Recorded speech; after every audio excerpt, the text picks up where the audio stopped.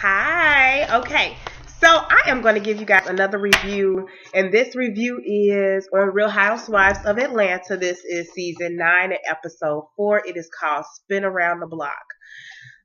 Okay, so it opens up with Cynthia and Noelle, and they're playing tennis, and they just, I don't know, having a little mother-daughter time, which is really good. It's really cool to see Cynthia happy and smiling and running around with her daughter.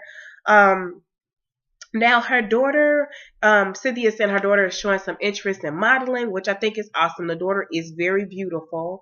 And she wants her daughter to be the face of her new bag line. Her bag line is called Cargo.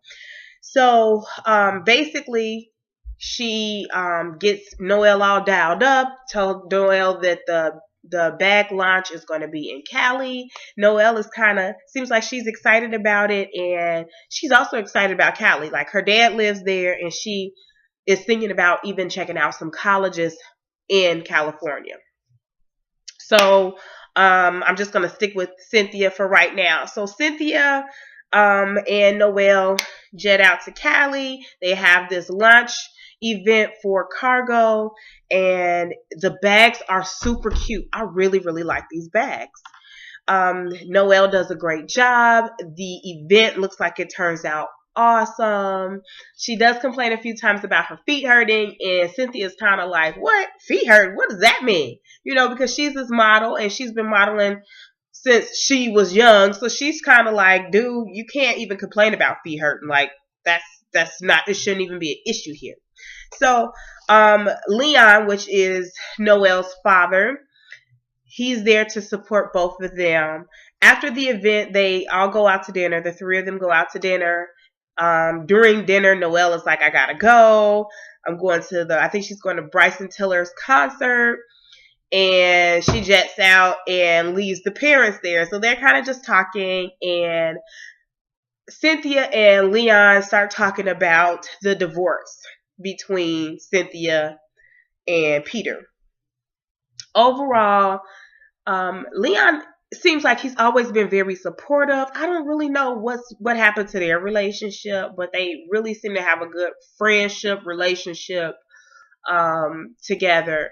And he kind of tries to comfort her and just tell her, that things are going to be okay. He never really thought that it was a great idea to get married, because he didn't think that she was, I guess, truly happy, or he felt like they rushed into it. So, but he was always supportive. And anywho, at the end of that scene with them being at dinner, Cynthia's crying, and she's just like, she wants to go back to the hotel, and he goes back to the hotel with her. I mean, I don't know. Y'all think they still? Y'all think they still? Okay. Anyways, I'm thinking something has to be going on with them. I'm just saying. But anyways, I guess you could have a relationship with someone and not be on that, even though y'all got kids together. I don't know. I don't know. I'm just saying. So anyways, I'm going to switch to the next person. I'm going to talk about Sheree. So when the first Sheree scene opens up, they have her son. He's 19, Cairo. He's handsome. She's talking about he's going to be transferring to Morehouse. Then comes in Kylie, and she's 16. She's talking about how it's difficult having teenagers in the house and eating up everything, and she's in this little condo. And initially, when she was married to Bob, they used to live in a castle, and now they moved into this condo. So she cannot wait to move into her chateau. What is it? Chateau Sheree. She can't wait to move into it. And she tells the children that very soon the house will be ready. And one thing that she said that kind of drew my attention was, she said that everything that was taken from them, she's going to give it back, and without the help or money from anyone else. And that kind of drew my attention, because I remember her being on Iyanla Fix My Life, and I think that was one of the main issues that she had, or concerns that she had, things being kind of like taken away from her, and her not having that control in her marriage, in her life, and now she was the sole provider for her children and herself. So, anywho, let's see. Bob and Sheree meet up, and then they go like on a little date, and they went out to eat, and he's cracking jokes. She kind of tells him that he needs to kind of chill out with the jokes. She wants him to be serious sometimes, and she also wants an apology, that he's never apologized for being unfaithful to her and for abandoning her and the children. He does man up, and he does apologize. Um, I'm not even gonna say if it was sincere or not. I think that it was an apology, and I can't even say that it wasn't sincere. It was a cool apology. He apologized to her. He then later on joked a little bit more, and then they left and went to another restaurant, and that was pretty much the end of them. The next one we're going to talk about is Candy. Candy, this episode, we had quite a bit with Candy. She goes to her mom's house, and she's dropping off her son, Ace.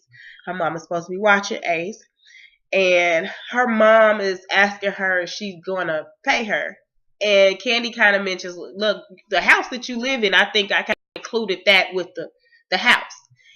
And for this episode, I usually like Candy's mom, but this episode she just kept talking about money, and it was really, really getting on my nerves. Okay, so that was the first thing that she said about money, babysitting. Are you going to pay me? So, anyways, Candy starts speaking to her mom about Block, which is Riley's father. I got ink all on my hand. So she starts talking to her about Block, Riley's father, and telling her that Block's girlfriend came into the studio and blah, blah, blah, blah, blah. We already know the story, right? Okay, so what does Mama Joy start talking about? She starts talking about child support. He $50,000 in debt, and she just talking about child support again. So Candy kind of cuts that out, and she's like, it's not about child support. It's really about the relationship that they've had, and she's already discussed it with Riley, and Riley doesn't seem like she really wants a relationship with her father right now, and she's old enough to make that decision. And what Candy has decided to do is not to be involved. She's not going to push it, and she's not going to be negative against the relationship, and I think that that's awesome. I think that she's going to put the ball in her daughter's court and let her daughter make the decision, because her daughter is old enough to make that decision. So a few more scenes passed, and then what's her name? Candy is taking her mom to get her nails done, and that's just like a thank you, she said, for watching Ace the other day. So they're in a car or truck or whatever, and they're driving to go get their nails done, and the phone rings. It is Block, and she's kind of like taken back because she hasn't spoken to him in a while, and now he's calling. Okay, so she answers the phone, and Block says that he wants to work on co-parenting. Let's fix this. How do we fix this? He kind of, instead of saying, what can I do?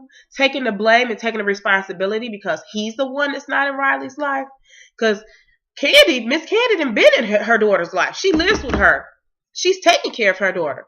He hasn't. He should have taken full responsibility, and I think if he would approach that phone call a little bit different, the outcome would have been different. So anyways, Mama Joyce, here she goes again. It's the third time this episode. She says, co-parenting. How you talking about some co-parenting? Let's talk about that $50,000. Damn it. Darn it, Joyce. So Joyce again is talking about this money, y'all. So Candy tells Block, just ignore what you just heard. Let's get back to what you're talking about. How you talking about co-parenting, and the years have gone past, and do you know how old she is, basically? He says yes, and she's basically like, you know what, she's old enough that you can just call her directly and talk directly to Riley. You don't even need to talk to me anymore. You can talk directly to her and do your thing with your daughter. And he says, y'all been ignoring my calls, avoiding me. And she's like, look, you ain't been calling. Don't call me with that junk, because you ain't been calling me. You ain't been trying to see your daughter. You ain't trying to do right. So don't even call me with this type of stuff. And of course, Candy always gets emotional. So she's getting emotional on the phone, and she's starting, tear up and cry while she's on the phone with him. He told her he not about to chase her or Riley, basically. He said, I'm not about to chase anyone. So she said, me or Riley? He said, he's not about to chase anyone. So that really made her mad.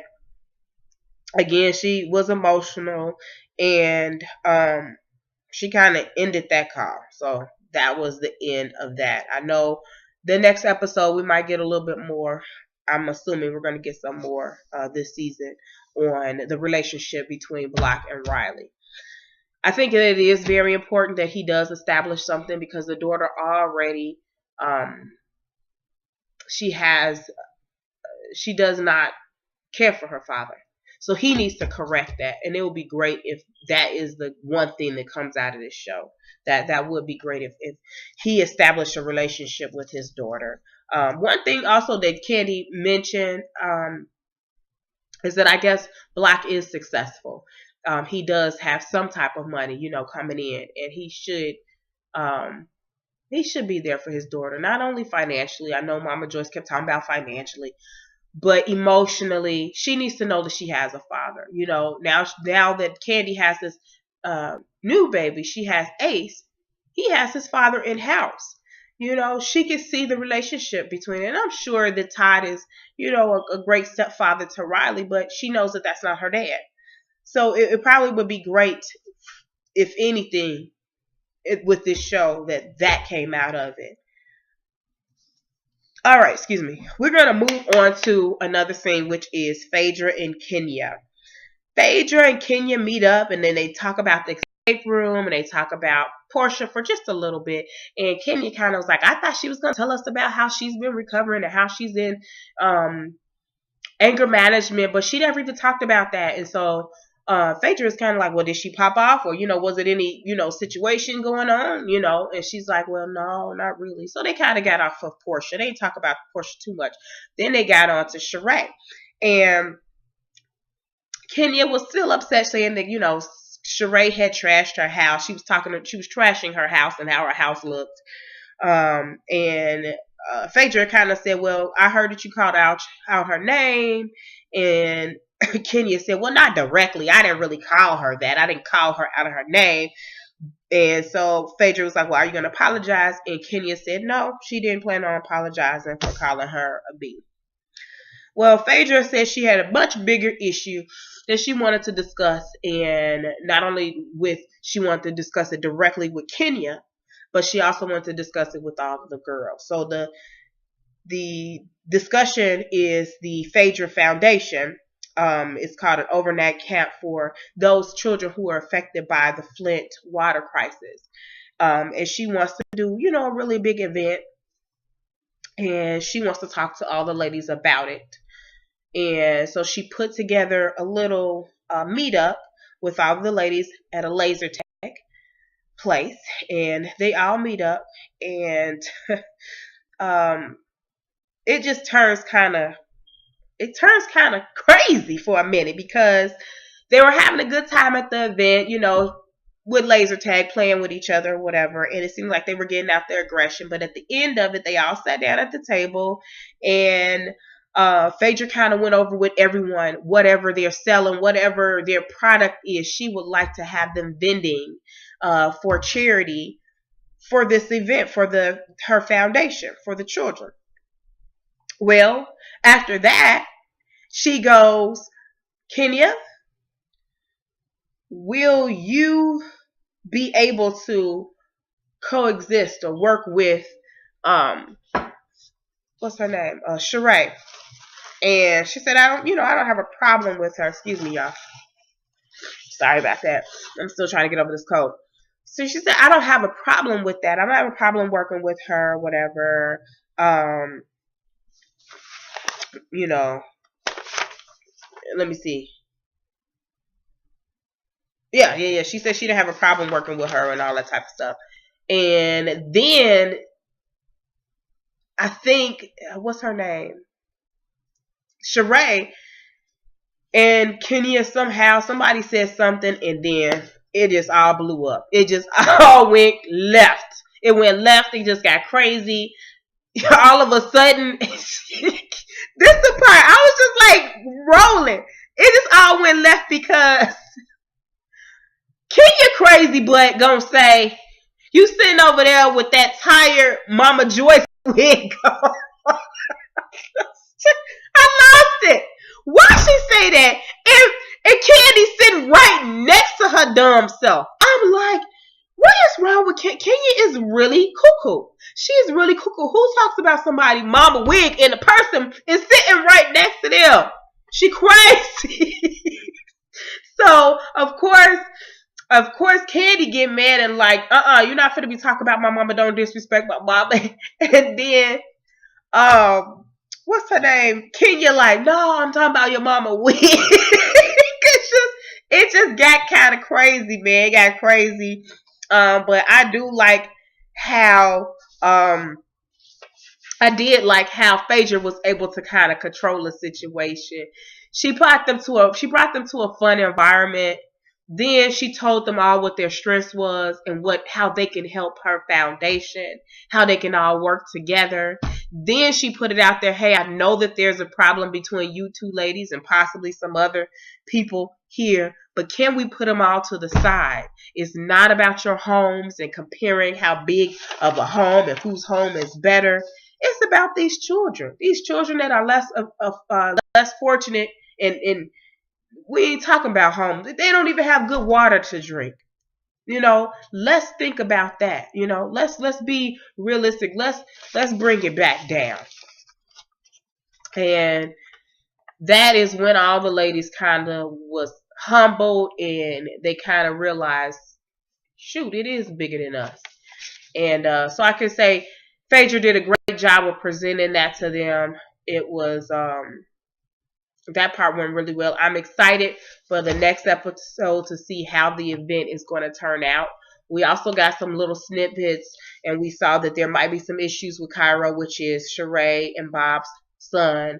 I think it said he was smoking weed or something and driving. And oh yeah, Phaedra is supposed to be going to jail to visit Apollo. She's talking about she want to get this divorce thing going, and then I heard something about a grenade being brought up to Phaedra's job or something like that. So it looks like we're gonna have some good stuff going on next. Well, I ain't gonna say good stuff, but it looks like we're gonna have an exciting episode for next week, guys. So tune in. Tell me what y'all think. Once again, we got to talk about Mama Joyce. I know last week I was asking y'all, talk to me about Mama Joyce. Y'all think she need her own show? Well, Mama Joyce is always talking about money, y'all. Always talking about money. Let me know if I'm wrong. Tell me what y'all think about Mama Joyce. Also, tell me what you guys think about Phaedra and her delivery of how to get the ladies all on board. And anything else you guys want to talk about, let me know. Comment, subscribe, and like. Thanks so much for tuning in. Talk to you guys later.